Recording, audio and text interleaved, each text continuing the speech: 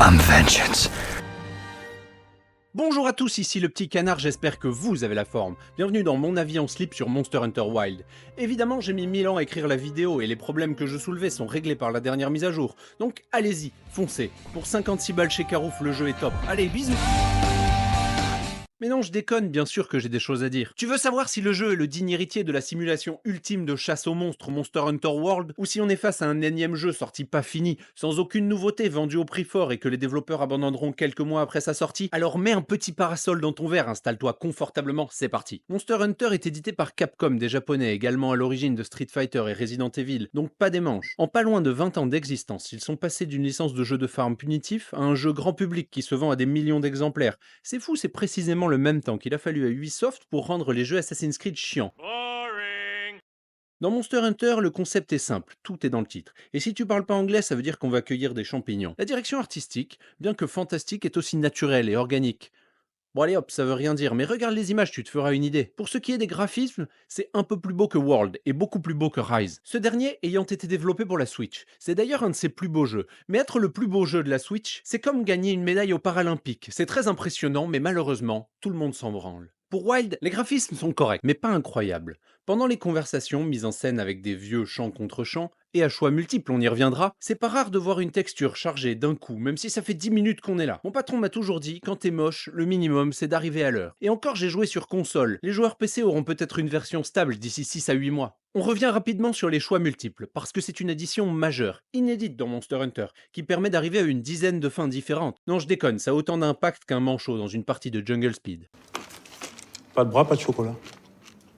Les zones des terres interdites où se déroule le jeu, c'est un peu comme la Bretagne. Il faut avoir un peu de chance. Si on se trompe de saison, c'est sombre, désolé et plein d'ivrognes. Pour les fans d'immersion, la licence est connue pour offrir des écosystèmes complexes, cohérents et vivants. Mais moi je trouve que c'est nul. Les petites créatures brillent dans tous les sens, quand elles n'ont pas la touche pour les capturer indiquée au-dessus de leur tête. Ça casse quand même pas mal l'immersion. J'ai plus l'impression d'être à la foire du trône que dans une nature sauvage. Les mêmes petites créatures manquent terriblement d'interaction entre elles sont juste là pour être collectionnées à travers des quêtes secondaires beaufs. Mention spéciale au système de pêche qui n'est pas si terrible, mais on n'est pas là pour ça. Pour ce qui est de l'ambiance sonore, j'ai d'abord cru que c'était de la merde. Puis j'ai relancé Red Dead Redemption 2, je suis allé dans les marécages autour de Saint-Louis. J'ai ouvert grand mes oreilles.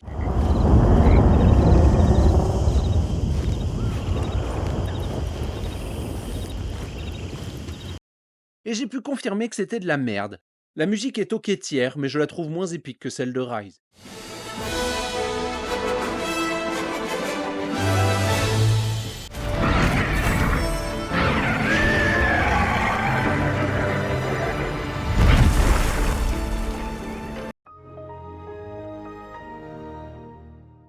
Same, but different.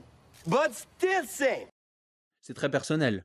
Bon, retour dans les terres interdites, qui sont censées être interdites. Mais quand on y va, on croise un gamin, puis on y retourne, et on croise un autre gamin, avec son frère, poursuivi par des monstres. Les ravages de la méthode Montessori. Oui, mais ils avaient besoin de sortir du cadre. Ouais, bah là tes deux gamins se sont fait bouffer par des vers géants dont la tronche ressemble au fion des joueurs Activision. Désolé, je diverge. En gros, l'histoire est à peu près aussi excitante qu'une après-midi à la caisse centrale d'un Super U. On va aider le petit Nata à retrouver son village. Bien sûr, on fait partie d'une expédition scientifique, donc on profitera du voyage pour réguler la faune locale. Si t'as pas compris, ça veut dire qu'on va faire des sashimi avec tout ce qui respire. En gros, on est là pour apporter un peu de démocratie et de liberté au peuple indigène, en leur apprenant que quand il y a un problème, on le tue. On sera accompagné dans notre mission par des personnages plutôt attachants, sauf le petit garçon qui est Natachian. Bon, la blague est nulle, mais sérieusement, après 2 heures de jeu, vous aurez envie de le réguler, afin de rétablir l'équilibre de vos nerfs. Notre assistante Alma nous suivra partout, nous donnant l'autorisation de faire ou non ceci ou cela. Ça donne un peu l'impression d'être en plein contrôle fiscal, mais bon, elle est sympa. On sera aussi accompagné par notre Palico, compagnon à poil qui aidera pendant les combats, et dont le plus gros défaut est de parler. C'est un peu comme bricoler avec un enfant de 3 ans qui touche à tout et qui pose 1000 questions. On a très vite envie de le foutre par la fenêtre, mais on ne le fait pas parce qu'il est mignon.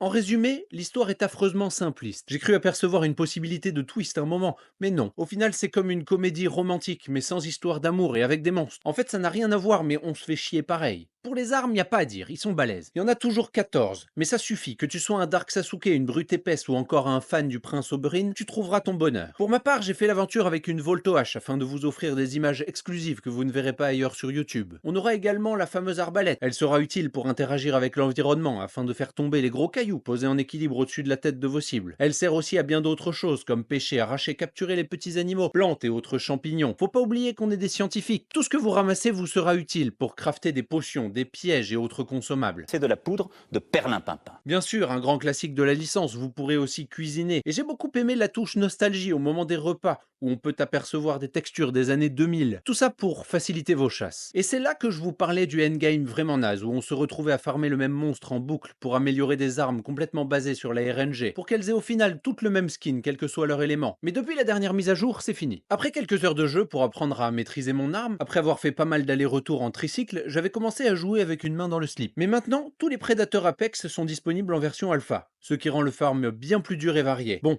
je vous vois venir les mecs qui font des no-hit run de Elden Ring en jouant avec une cornemuse connectée. Gna gna gna, c'est pas si dur. Non, c'est pas si dur. Allez, retourne t'allonger sur des clous et manger du verre et laisse-nous tranquille. Du coup, le mode expert débloqué à la fin de la campagne est devenu bien. Dommage que ce soit fait 3 mois après la sortie du jeu. Mais bon, si les gros éditeurs se mettent à sortir des jeux finis, j'aurai plus d'idées de vidéos moi. En tout cas, maintenant, on peut attendre le DLC tranquillement, en espérant que celui-ci amène de la réelle difficulté. Comme ça, les gens qui aiment se fouetter les couilles avec des orties seront contents. Et moi, je pourrais abandonner le jeu après avoir servi de serpillière à des dragons pendant une semaine. Bon, maintenant, on va parler des points négatifs qui n'ont pas bougé, parce qu'il y en a. Les menus, bordel, il y a zéro effort, j'ai l'impression d'être sous Windows 2000 avec une surcouche marron. L'ergonomie des menus, particulièrement en combat, est vraiment atroce. Ça fait partie de l'identité de la licence, me direz-vous. Moi, je trouve que c'est comme le maté. C'est pas pratique, c'est dégueulasse, mais on fait semblant d'aimer pour se la péter.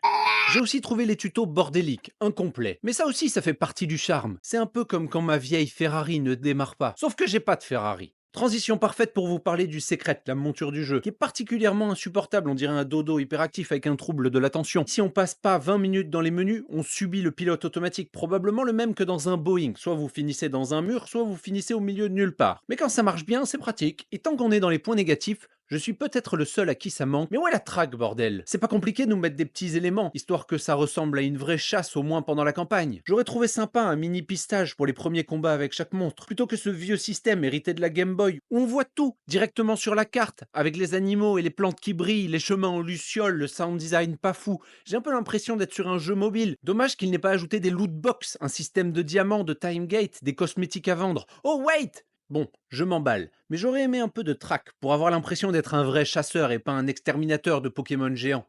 En résumé, l'histoire est aussi prévisible qu'un téléfilm français, mais elle remplit bien son rôle de tuto sympathique. Les cinématiques d'intro des monstres sont toujours aussi impressionnantes et le gameplay en combat toujours aussi jouissif. Fini de se prendre pour Spider-Man avec ses lucioles à la con. Bienvenue dans le nouveau mode focus qui permet de viser des parties précises des monstres et de ne pas taper dans le vide quand on est nul comme moi. Ce Monster Hunter est vraiment accessible et fun. Après une dizaine d'heures à apprendre à maîtriser mon arme, 1 heure de tutoriel sur YouTube pour paramétrer mes menus, 2 heures pour apprendre et comprendre le système de build expert, tout ça pour finalement copier un mec meilleur que moi, je peux affirmer que ce jeu est une excellente porte d'entrée dans la licence. Voilà, c'est mon avis en slip sur Monster Hunter Wild. Si vous avez quitté la vidéo, passez une excellente journée, et à la prochaine. Si vous avez eu la patience de rester jusque-là, vous n'êtes plus à ça près, abonnez-vous, laissez un commentaire. Allez, bisous.